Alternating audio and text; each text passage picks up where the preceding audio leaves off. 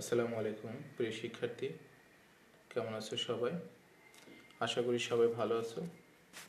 সবাইকে অনলাইন ক্লাসে স্বাগত জানাচ্ছি। প্রিয় শিক্ষার্থী,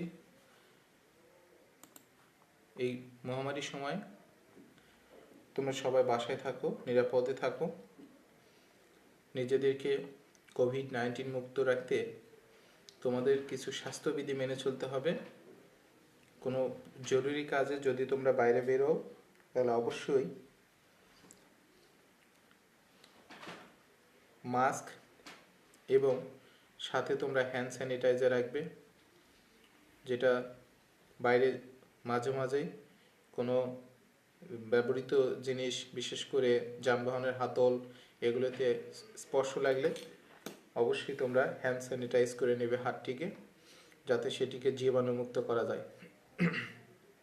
তো প্রিয় শিক্ষার্থী, এই সমস্ত স্বাস্থ্যবিধি মেনে চলবে এবং নিয়মিত সময় নষ্ট না করে পড়াশোনা করবে, কারণ জীবনের প্রত্যেকটি সময় গুরুত্বপূর্ণ। এই যে সময়টা অতিবাহিত হচ্ছে, এই সময়টিকে আর কখনো ফিরে পাওয়া যাবে না।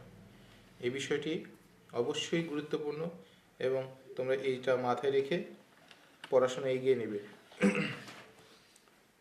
তো প্রিয় শিক্ষার্থী, তোমরা জানো তোমাদের 22 তারিখ থেকে অনলাইন মূল্যায়ন একটা আমরা অ্যাসেসমেন্ট নিব।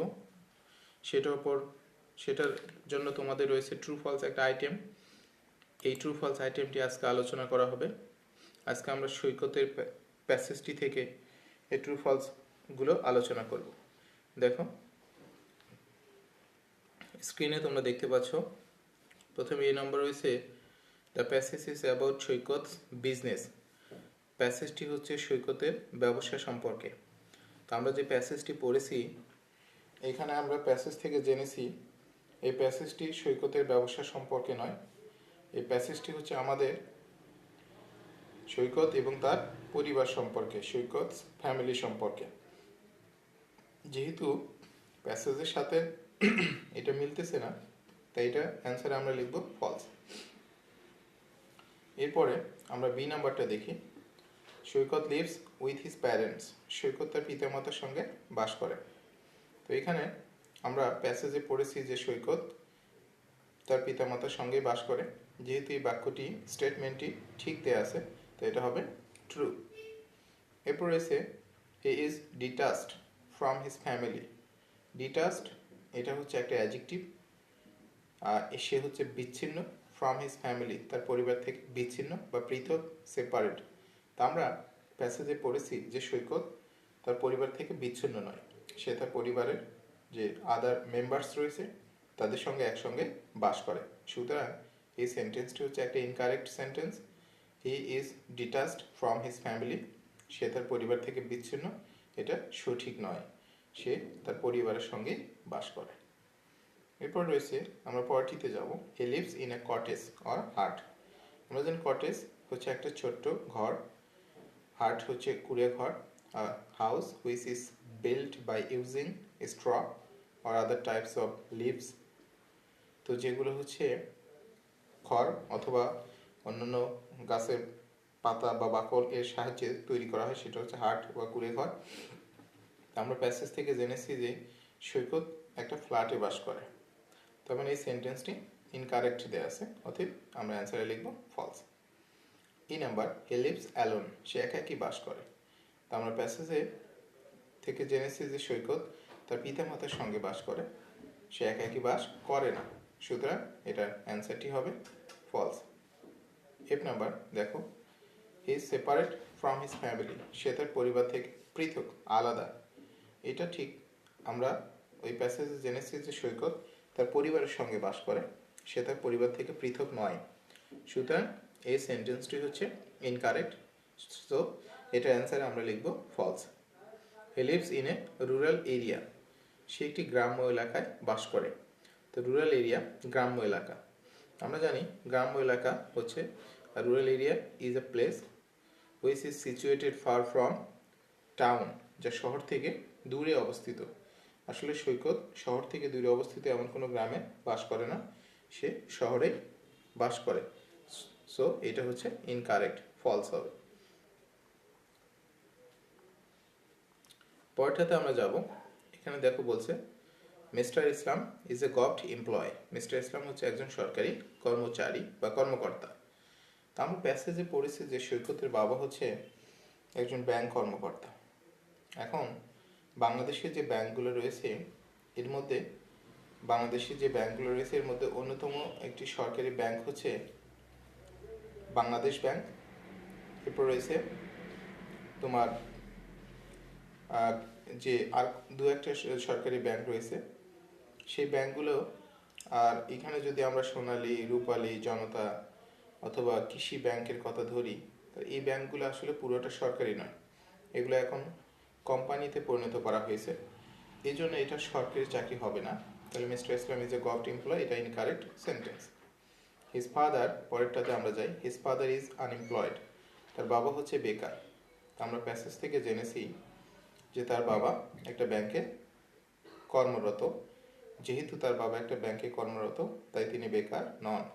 তাহলে বেকার বলা হয় according to the definition of ILO, যে বেকার হচ্ছে তারা যারা সপ্তাহে অন্তত 1 ঘন্টা টাকার বিনিময়ে কাজ করতে পারে না, তাদেরকে বেকার বলা হয়। তো আমরা প্যাসেজ থেকে জেনেছি যে তার বাবা একটা ব্যাংকে চাকরি করে, সুতরাং তার বেকার থাকার সম্ভাবনা নেই। সো এই সেন্টেন্সটা হবে একটা ফলস সেন্টেন্স।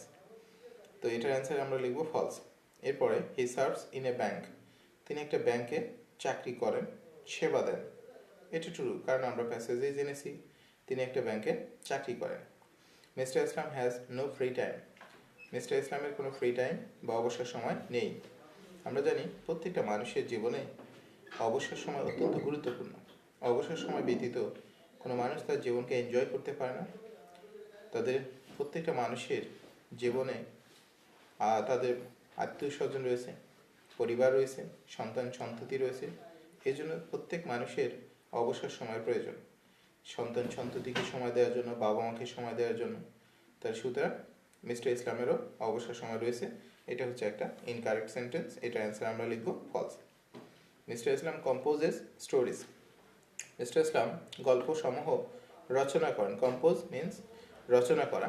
তাহলে এটা আমরা প্যাসেজ থেকে জেনেছি রাইটস স্টোরিজ, গল্প লেখেন, এটা ট্রু, কারেক্ট, এটা সঠিক আছে। এরপর he is fond of music, তিনি গান ভালোবাসেন, এটাও সঠিক, কারণ আমরা প্যাসেজে জেনেছি হি লিসেন্স টু মিউজিক, তিনি গান শুনতে পছন্দ করেন বা মনোযোগ সহকারে গান শোনেন। সুতরাং এই সেন্টেন্সটি সঠিক। He has aversion to music, তার গানের প্রতি অ্যাভারশন হচ্ছে বিতৃষ্ণা, দ্যাট মিন্স অনীহা, অর্থাৎ তার গানের প্রতি অনীহা রয়েছে।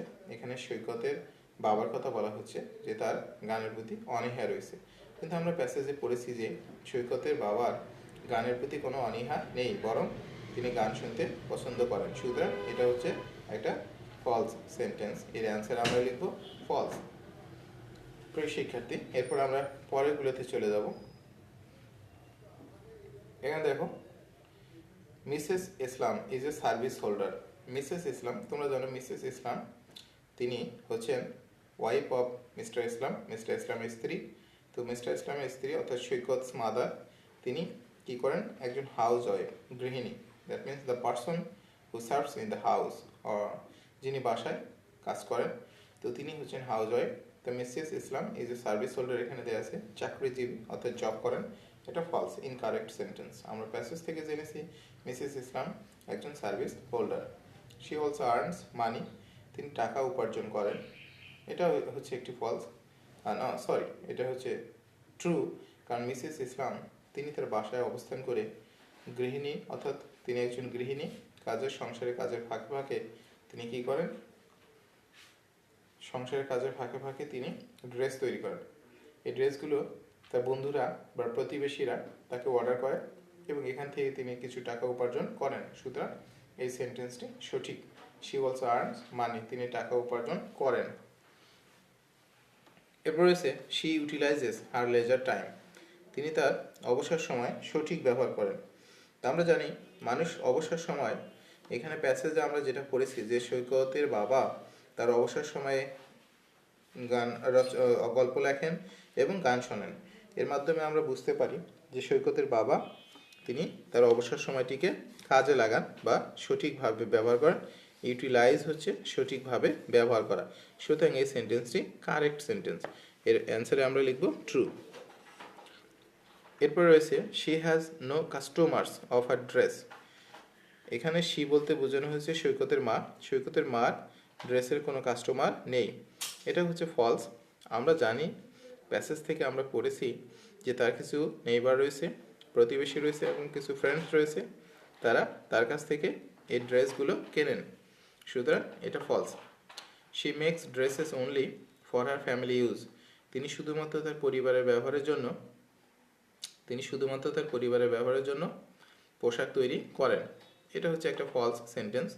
তিনি শুধু তার পরিবারের ব্যবহারের জন্য নয়, তিনি কি করেন, যে পোশাক তৈরি করেন সেটা পরিবারের ব্যবহারের জন্য যেগুলো প্রয়োজন সেগুলো তৈরি করার পাশাপাশি তিনি তার প্রতিবেশীদের ব্যবহারের জন্য কিংবা বন্ধুদের ব্যবহারের জন্য আরও কিছু পোশাক তিনি তৈরি করেন অতিরিক্ত, যেগুলো থেকে তিনি কিছু উপার্জনও করেন। তাহলে এখান থেকে আমরা জানতে পারলাম যে এই সেন্টেন্সটা হচ্ছে ইনকারেক্ট। তো এর পরেরগুলোতে আমরা চলে যাই। Saikat is a 5th grade student. তাহলে 5th গ্রেড স্টুডেন্ট হচ্ছে ওই শিক্ষার্থী যে পঞ্চম শ্রেণীতে পড়ে। আমরা জানি যে সৈকত পঞ্চম শ্রেণীতে পড়ে, সুতরাং এটা একটা সঠিক সেন্টেন্স রয়েছে। তো প্রিয় শিক্ষার্থী, অলরেডি আমাদের বেশ কিছু এইখানে ট্রু ফলস আমরা আলোচনা করলাম। আমাদের যেহেতু আরও কিছু ট্রু ফলস রয়েছে, সেজন্য এই পার্টে আর আমরা আলোচনা করব না, কারণ এই পার্টের ভিডিওটি বড় হয়ে গেলে আবার এটা আপলোড দেওয়া কঠিন হয়ে যাবে, আপলোড নেবে না। তো আমরা পরবর্তী ভিডিওতে চলে যাব পার্ট 2-তে। তো প্রিয় শিক্ষার্থী, এই পার্ট থেকে বিদায় নিচ্ছি। পরের পার্টে তোমাদের সবাইকে স্বাগত জানাচ্ছি। আসসালামু আলাইকুম।